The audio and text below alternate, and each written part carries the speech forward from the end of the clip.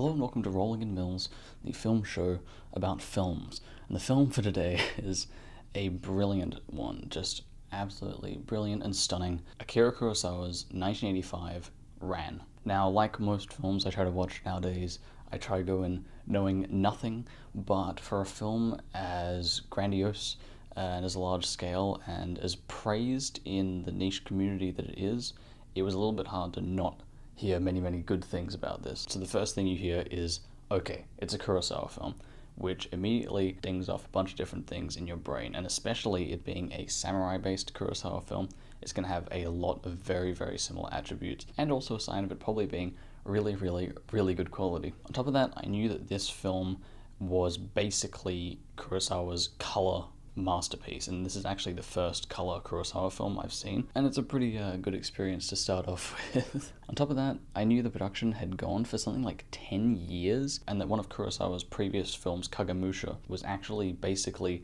the prototype for Ran. Actually, Kurosawa even calls it a dress rehearsal for Ran. So this film basically took 10 years in production, and when you watch it, you can see why. The level of finesse and detail and just beauty in everything, in the construction of the costumes, in the character interactions, and the dialogue, of which is mainly based on Shakespeare's King Lear, similar to how Throne of Blood is basically Macbeth, or it is Macbeth. But just everything is so intricate and exquisite. And the amazing part of that is that it's intricate and beautiful and so crafted, but it's on this enormous Ben-Hur-esque scale. This film is huge. I reckon some of the scenes would have had over 1,000, 1,500 extras quite easily. It's just enormous. Anyway, before I go on gushing any more about this film, I should probably explain briefly what it's about. So if you haven't read King Lear, which I actually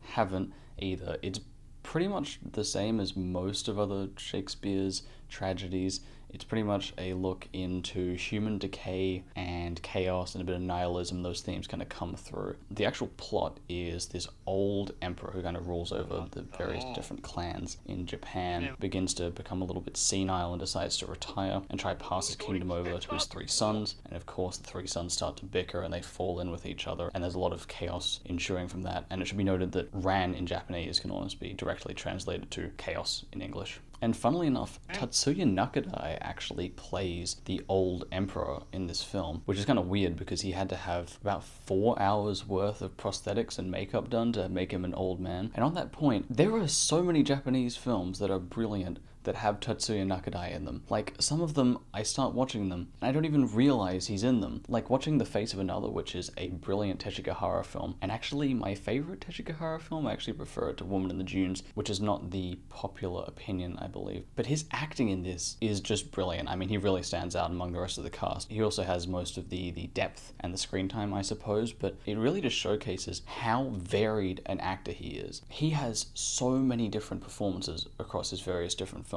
I mean, he plays this kind of crazy psychotic murderer in Yojimbo, to a more cold and like psychopathic murderer, and then to like a bumbling fool in Kill, and this really morality driven and justice based character in The Human Condition, which is just, I mean, okay, if you haven't seen The Human Condition, please get onto it. If you have about 12 hours spare, please watch it. It's brilliant. So props to my main man, Tatsuya Nakadai.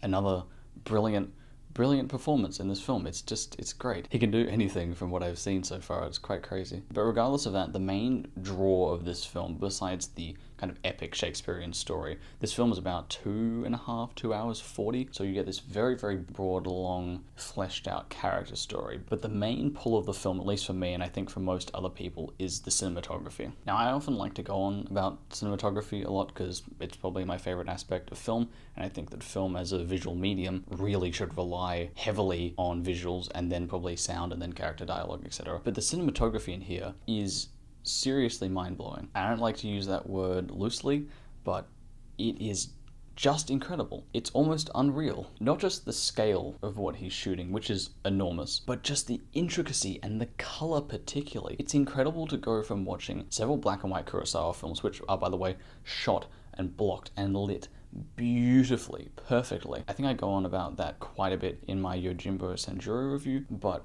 pretty much that film is just perfect cinematography. Just everything works. It's just beautifully shot and very, very crisp and clean. And it's perfect and unobtrusive in the story. With Ran, it's just this beautiful, mesmerizing and color-soaked, extremely vibrant picture. Every shot is literally handcrafted because Kurosawa, as it turns out, actually hand painted every single storyboard in this film. So it's almost like watching a moving painting. And to demonstrate the point that this entire film is beautiful, I'm just going to be running a bunch of clips from random points in the film I found. I just found random points, and every shot is just going to be exquisite and beautiful. It isn't the sort of case that it's kind of mundane, oh, that's a nice shot, which is fine, but every single shot is just impeccable. It's unreal. It's like walking through an art gallery of masterpieces as a film and just going from one to the other, to the other, to the other, and it's just forming this beautifully rich, cohesive story in the process. The film is actually so vibrant that I was actually wondering if it was a 70mm print when I was watching it. And on that point, actually, there's actually a 4K release coming out of this film, which is just brilliant, because if you're aware of the Criterion Collection at all and some of the drama surrounding this film, it's a bit kooky, because this was actually, as far as I'm aware, the first Blu-ray release that Criterion actually did, but then they had some sort of legal issue and they had to discontinue it, which is why it costs about $400 US on eBay. A bit steep for my liking. And then I think Studio Canal came around and then they did a really bad Blu-ray rip of it that people really didn't like they just messed with the colors or something and it just kind of looked a bit eh. But now they're actually doing a proper 4K release, and I was looking around and I couldn't actually see when it came out, but I guess it's coming soon, so really, really look out for that. I'm definitely going to try to see that in theaters if possible, because, I mean, this is like the definition of you need to see this in a theater, and I'm very, very jealous of those who were around in 1985 to actually see this in a theater. I mean, it just would blow your brains out, basically. With Ran, the cinematography obviously is a standout, but every other element is great. The music in this is thunderous and chaotic and just brutal to listen to, and I absolutely love the soundtrack to this. On top of that, like I said, the acting is brilliant, and let's shout out to Miyako Harada, and I apologize if I pronounce anything incorrect in Japanese. She is just brilliant in this film as well, like Tatsuya Nakadai, as this very Lady Macbeth-esque character who has this horrifically brutal end to her. On that note, this film is pretty bleak, and probably a bit more like nihilistic and pessimistic than I've ever seen Kurosawa. I guess I haven't really seen any of his other films from the 80s, but I mean, it's a pretty steep transition. Kurosawa came out in an interview in 1985 and said that this film was secretly a metaphor for the fear of nuclear warfare, which makes it pretty much like every other Japanese film ever made. And as Kurosawa says in that interview, all the technological progress of these last years has only taught human beings how to kill more of each other faster. It's very difficult for me to retain a sanguine outlook on life under such circumstances. So that basically means that this film has a very similar theme to many, many other Japanese films, which is pretty much this like countrywide pathology surrounding post-Hiroshima. And this is kind of the weird thing about Japan, something that's really, really interesting to look at kind of psychologically, where you have this country that is decimated in this horrible tragedy with the atomic bomb droppings at the end of World War II, where thousands and thousands and thousands of civilians are killed, not military people, civilians. But in the aftermath of that, the country becomes a technological giant, basically, even though they had this horrible tragedy surrounding the highest technological advancement in basically humans killing each other. So a lot of their films basically cover human nature, greed, and wrath surrounding technological advancements and why people shouldn't advance technologically, almost in parts. So for example, in Yojimbo, the gun is a very, very important symbol of power in that, because it's essentially the transition from the samurai age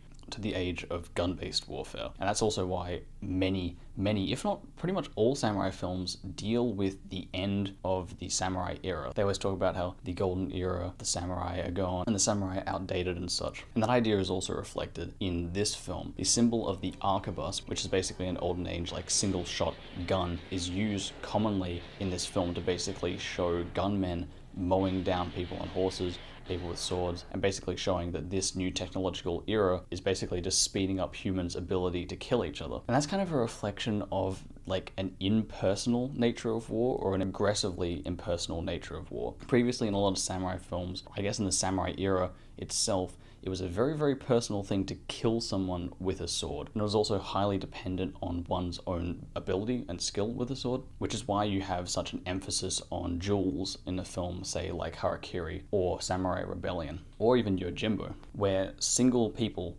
are revered for their personal ability. But that all changes when you have a gun, and basically anyone can shoot a gun with reasonable skill, and it just becomes this impersonal mess, which is actually reflected in the cinematography. Basically, this entire film is shot in long shot, and we never really get this intimate sense of being in the battle. It's always shown from a wide. Actually, there's basically no close-ups in this film in general, which is a really interesting style that I haven't really seen in many other films. But basically, Kurosawa shows that with the introduction of the arquebus, war has become impersonal, and the only personal thing that we're shown is basically this horrible manipulation within this family. So I'm gonna go into spoilers now. If you don't want to see them, which you definitely don't if you haven't seen this film, then go click there. It'll skip to my final rating of the film, and yeah, heed this warning. I absolutely love the shot of Lady Kaede getting just straight up decapitated by one of the generals in this film. And it reminds me a lot of the final shot in Sanjuro, which I am now going to show. And if you haven't seen, I'm also going to be spoiling that, I guess. So there you go.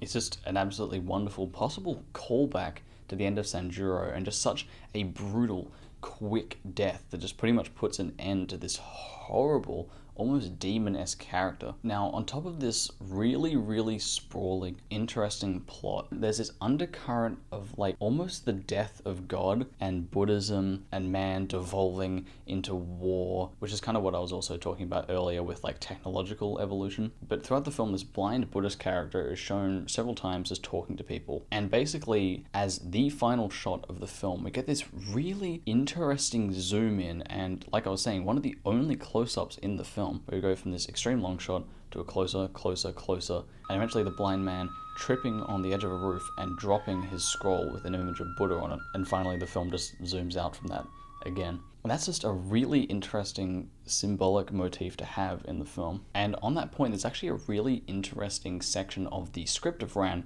that kind of describes what that scene was meant to look like. And as Kurosawa describes, a blind man at the edge of a precipice, bereft of his god in a darkening world, which is really, really interesting. And like I was saying, a kind of bleak turn from Kurosawa's other films. And this kind of follows this common theme in the film where the characters are talking about and or basically displaying that morality is kind of dependent on context. Coming out from this peaceful era, everyone is kind of acting in normality with morality, but as soon as people turn to greed or are kind of affected by higher ups trickling down with greed and their actions, then everything really, really quickly basically goes to complete shit. And that's also symbolically demonstrated in a very, very common Kurosawa motif of the weather changing. So the film actually gets progressively darker as it progresses. There's initially clear skies in the beginning of the film, but as this outer and inner turmoil increases, the sky darkens and clouds, and eventually about halfway through the film, during this big siege of a castle, this ghastly blowing wind basically just penetrates through and for the rest of the film. Anyway, back on the topic of the blind man, he's a pretty interesting character in a very, very literal sense of the word, in that possibly his physical blindness is actually a reflection of his ideological blindness or his moral blindness, possibly. And I'm not sure if this is meant to describe basically that his very merciful and, Buddhist following is a kind of blind naivety, and that human nature will inevitably crumble back into greed and suffering in this cycle and such. Because this film basically describes a cycle of peaceful times, and everyone talks about how great the peace that Tatsuya Nakadai's character has brought about, and then the whole film just degrades into suffering again. It's just pointless suffering. It isn't really for a noble cause of any sort. It's basically just the greed of men. And there's not even an atonement for this suffering. All the characters that are horrible people basically die without being able to atone for their sins of sorts. And the other characters that die are basically all just victims